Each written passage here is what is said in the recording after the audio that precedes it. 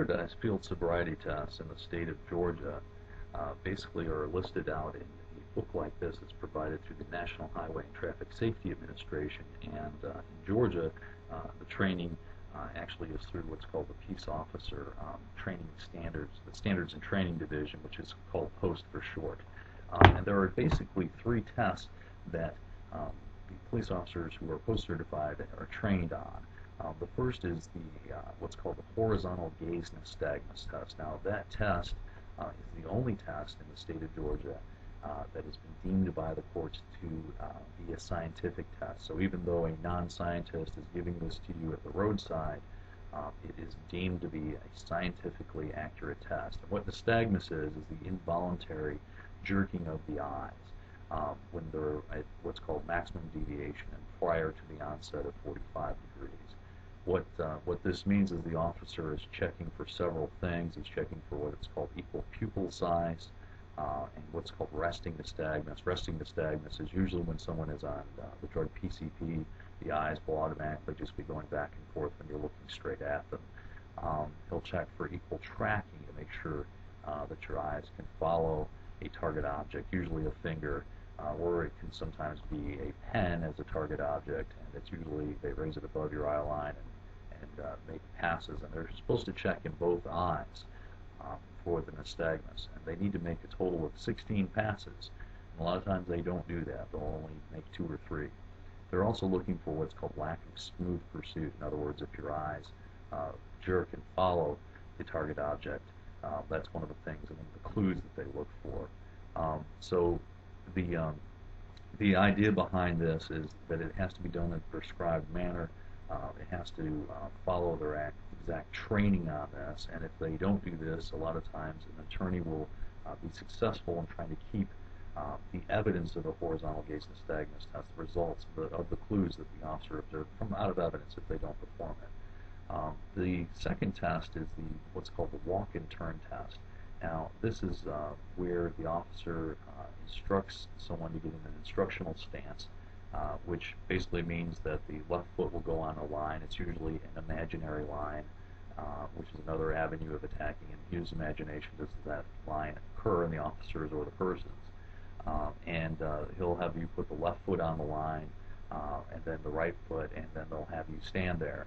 And then they'll demonstrate the test, taking at least 3 steps on their own, even though they want you to do 9 down and 9 back, 18 steps total. They'll only demonstrate 3, and they demonstrate the turn once.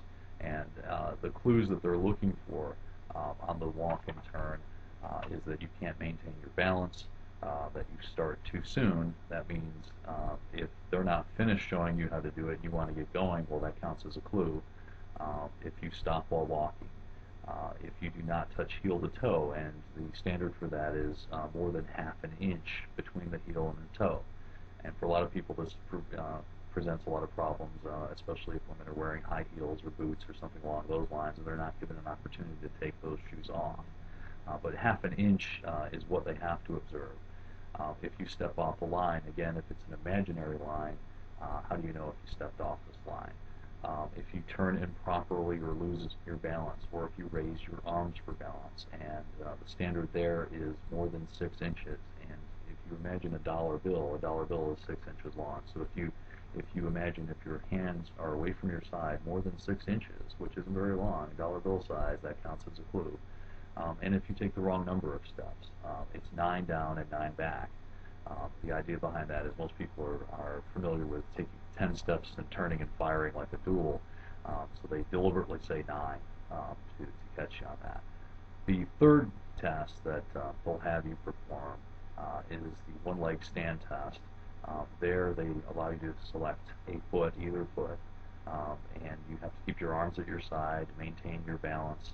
You have to raise one leg, either leg, with the other one on the ground, and it has to be approximately 6 inches, again, like a dollar bill off the ground, and your toe should be pointed up, and you should be looking at your toe, and then they'll have you count by 1/1000. So it would be 1/1001, 1/1002, 1/1003, and the officer is supposed to be timing this on their watch for up to 30 seconds. And if you can't maintain your balance or something along those lines, you may stop the test early or may do it late. but it's 30 seconds on his watch, not by your counting of 30. So that's the other thing to look for. The clues there that they're looking for is if you put your foot down, if you raise your arms for balance again more than 6 inches, if you sway, or if you hop to try and maintain your balance. The last two tests that we've just discussed, the one-legged stand and the walking turn test, are what are called divided attention tests. In other words, they're giving you 2 or more things to do at the same time, and that's supposed to be indicative of alcohol impairment.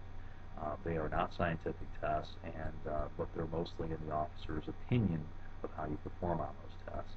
And usually what our advice is in this kind of situation is if it's on video, and usually there is a video of these tests if they're performed in front of a patrol car. It depends which jurisdiction you're in. In Georgia, normally the heat unit has videos. In the Savannah area, surrounding jurisdictions like Pooler, Port Wentworth, Garden City will have video units in their car. We can review the video and see how it matches up to the police report, whether or not they instructed you on these tests accurately and fairly. As always, we're here to help. If you want to give us a call, we're at 912-604-5387, or you can contact us on our website at savannahjustice.com. And good luck.